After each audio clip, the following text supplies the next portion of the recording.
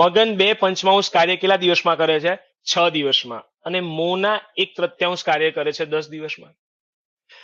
આનું મિનિંગ શું થાય? 2 પંચમાંશ કાર્ય, ટોટલ કામ 5 છે.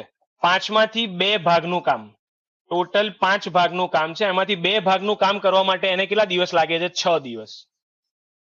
2 ભાગનું કામ કરવા 6 દિવસ લાગતા હોય, બરાબર છે, તો 5 ભાગનું કામ એટલે જે પૂરું કામ છે, ટોટલ કામ, મગન ટોટલ 5 ભાગનું કામ છે, એ ટોટલ કામ કરવા માટે કેટલા દિવસ લાગે? તો 5 તરી કેટલા દિવસ? 15. અહીંયા ગુણ્યા 3 થાય, તો અહીંયા પણ ગુણ્યા 3 થાય. એટલે મગનને સાહેબ આખું કામ પૂરું કરવા જો આપ્યું હોત ને આપણે, તો એ 15 દિવસમાં પૂરું કરતો. અને જો 1/3 કાર્ય, હવે વાત કરીએ મોનાની. મોના 1/3 એટલે સાહેબ ત્રીજા ભાગનું કાર્ય સાહેબ 10 દિવસમાં કરે છે.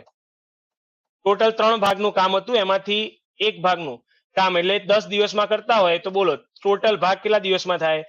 ટોટલ કામ 30 દિવસમાં પૂરું થાય કે નહીં? તો મોના કરે છે 30 દિવસમાં.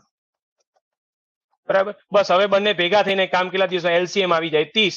15 દુ 30 ને 30 એકા 30. આન્સર શું આવી જાય? બે ભેગા થઈને કામ કરે તો રોજના 3 કામ કરે, 30/3 આન્સર આવી જાય 10. બહુ બધા લોકોએ સાચો આન્સર આપ્યો છે.